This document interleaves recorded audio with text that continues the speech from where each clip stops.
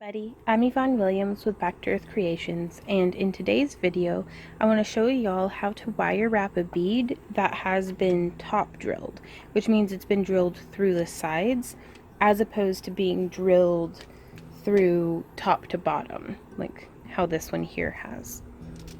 And in this video I'm going to be using a 22 gauge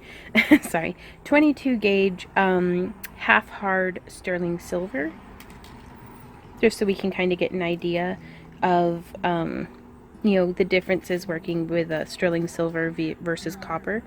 Now also I'm going to show you how to do a wrapped briolette like in this style, but I'm also going to show you a much simpler version, and this is going to be happening on the spool, so I'm not going to cut it from the wire since sterling silver is significantly more expensive. Like, it was almost $30 for this roll whenever I got it. And that was a few years ago. So now the price of sterling silver is always changing, so keep an eye on the market. But as opposed to $5 for a roll this size, so I don't want to waste any of it if I can help it. And so what I'm going to do is I'm going to use a very fancy mechanical pencil.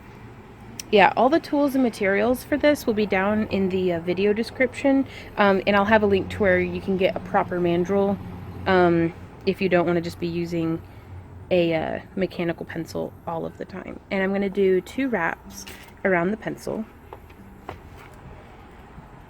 And now I'm going to wrap around the neck of the wire here.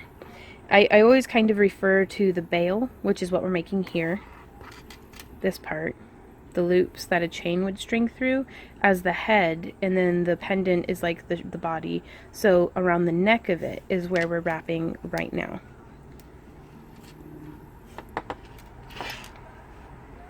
And I really should have strung my bead on first, so oops.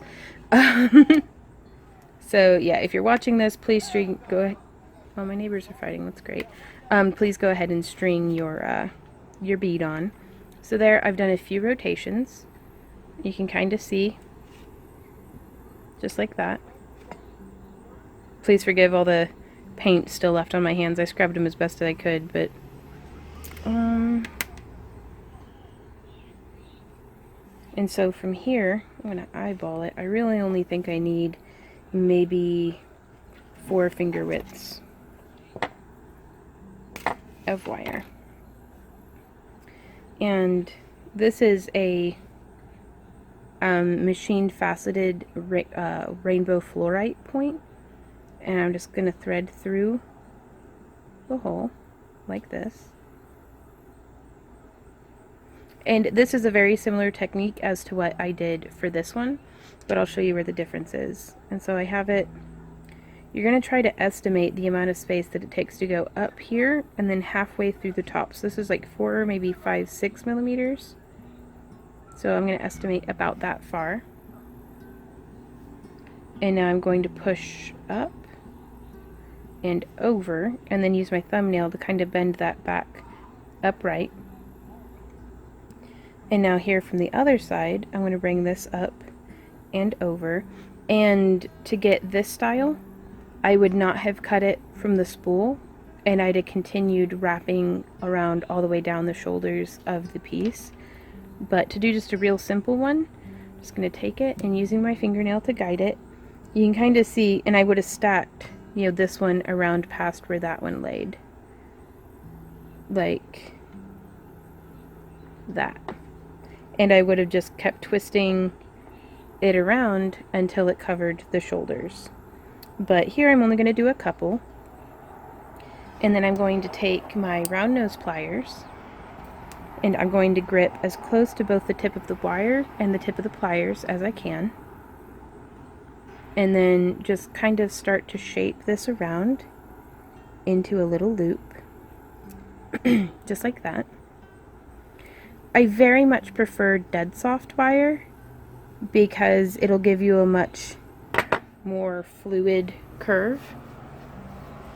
And now we can come through either with some nylon jaw or bent nose or flat nose pliers, and I'm just going to grab our little spiral and then tighten it in much deeper onto itself. And that kind of covers up the top of the pendant. Now you can see it's still quite wobbly. So what we're going to do here is on this side, using all of this wire, we're going to do the same thing. And so I'm just going to grab it.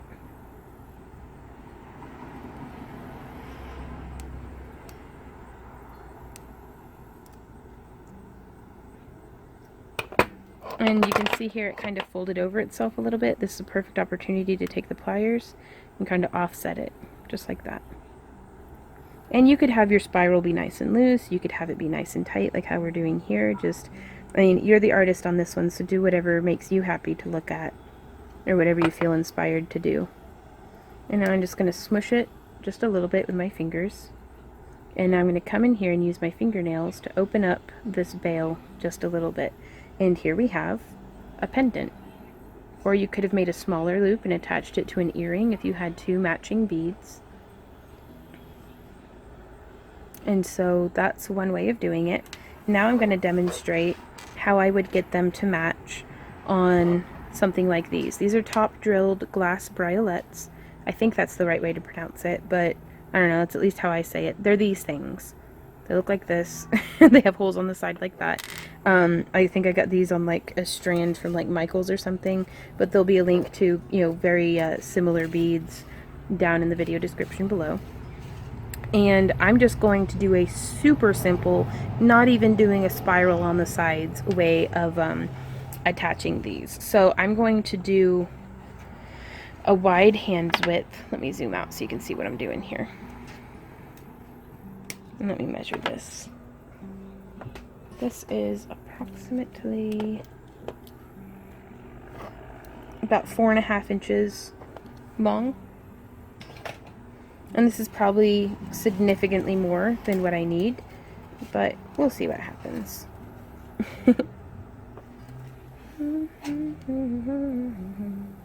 See, and what we can do is, instead of cutting two at the same length, I'm going to go ahead and make one, knowing that this was 4.5 inches, and then I can kind of gauge how much wire I'll need on the next one from there. So I actually think I can make this one work for both. I guess there's people, oh, pedestrians, oh god. Sorry, I hope nobody dies on camera today, that'd be horrible. I hope nobody dies on my camera ever, but, you know, you get me. Okay, so I'm going to cut this in half. So it's at like 2 and a bit.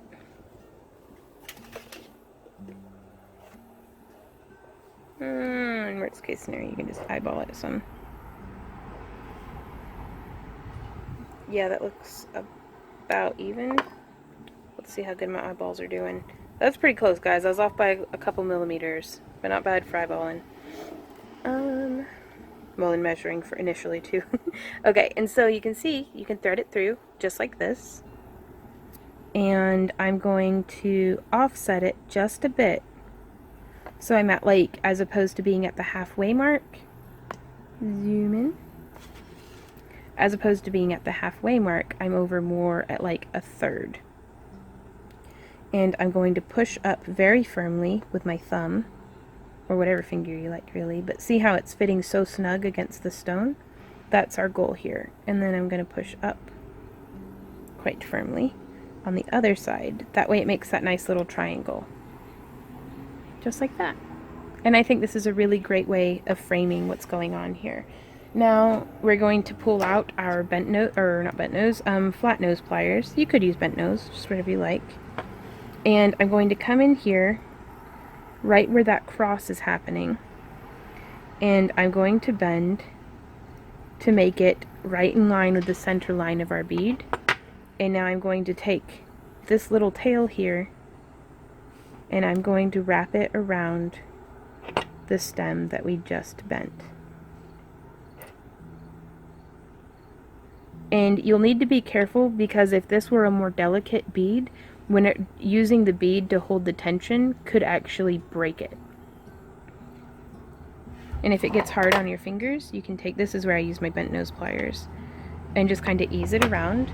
I like to do like 2.5 to 3 rotations just to keep it, sorry, it's such a beautiful day. I have my windows open to let a nice breeze through, but it lets all the motorcycle farts and all my neighbors yelling at each other and the crazy pedestrians. It lets all those interesting noises come in too. So, yay! So there we are. There's a very simple wrapped briolette, in contrast to how you could do ones like these. And I really like doing stuff like this one here for if it's like a faceted gemstone briolette and you really want to showcase just as much of the stone as you can. It does have a little bit of movement to it, but that's okay. So now from here, I'm going to take this stem and I'm going to bend at a 90 degree, just like this. And I'm going to insert my round nose pliers, holding as close to the stem as I can.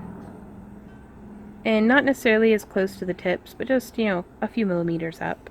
And keep track of where this is positioned, because if you're going to make this to match for earrings, you'll want to be able to make this loop the same size.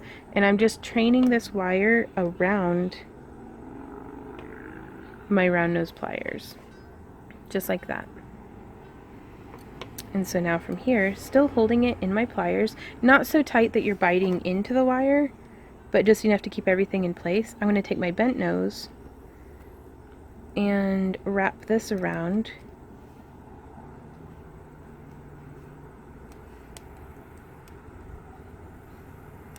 And if this is your very first project, I don't necessarily recommend using sterling or silver filled or gold filled or anything like that. Go ahead and do it with copper. Get the hang of it first. Okay. So now we have it like this, and I'm actually going to turn this bead like that. Okay, so here we have a nice little wrapped loop. This part here is sticking out kind of funny, and I don't really like it. So I'm going to see if I can't squish that in. Squish, squish. There we go, and it tightened it down some. But now there's not something just sticking out all weird like as much. So yours could come out a lot cleaner than mine too, so. But there we have a nice long-necked briolette. So I'm going to do the other one to match. Let's see if we can do it a little quicker this time. There's at the third mark, bending up one side, bending up the other.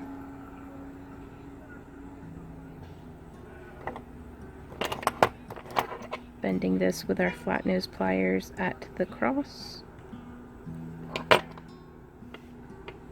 And having this come around just like so.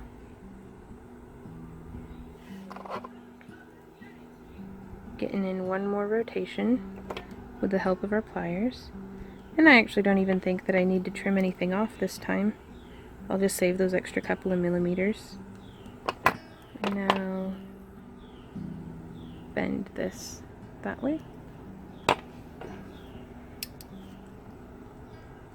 Insert your pliers, fold this around.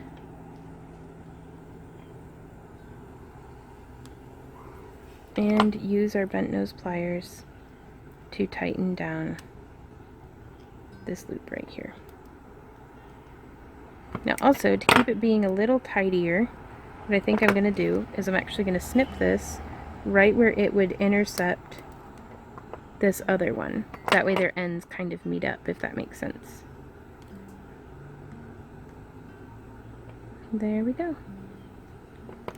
So now it's a little bit more seamless, maybe. I don't know, don't ever hesitate to experiment with different things just to see what happens. But from here, what I would do is I would take some surgical steel ear wires, because unless a client requests otherwise, I always try to use stuff that I'm sure is hypoallergenic.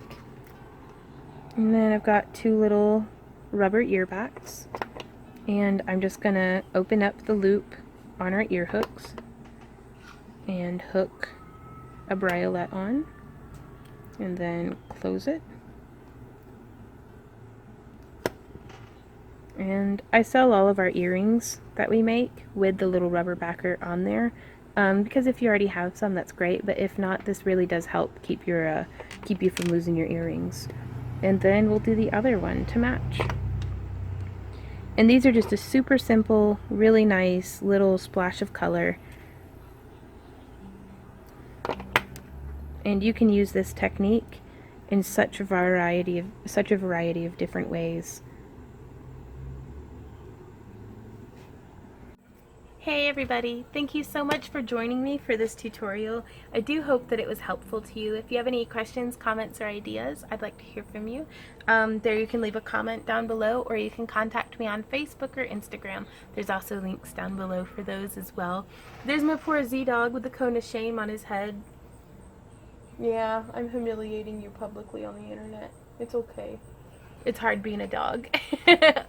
But yeah, if you guys enjoy my free tutorials and would like to support the creation of more of them, as well as participate in my fairy house giveaways, in my monthly craft crates where you could get the tools and materials to make your own pieces of jewelry and costuming and things like that, please check me out on Patreon. There'll be a link down in the video description below, as well as, if I remember to, there should be like a little bubble popping up in one of the corners of the screen that'll take you to a video that'll actually take you step by step through the process of how to become a Patreon, or how to edit your pledge, or just how to participate even without like pledging a monthly amount or anything like that. So thanks again, you guys, so much for everything that you do for me. You all inspire me every day. If you have any requests for videos, I'd love to hear from you.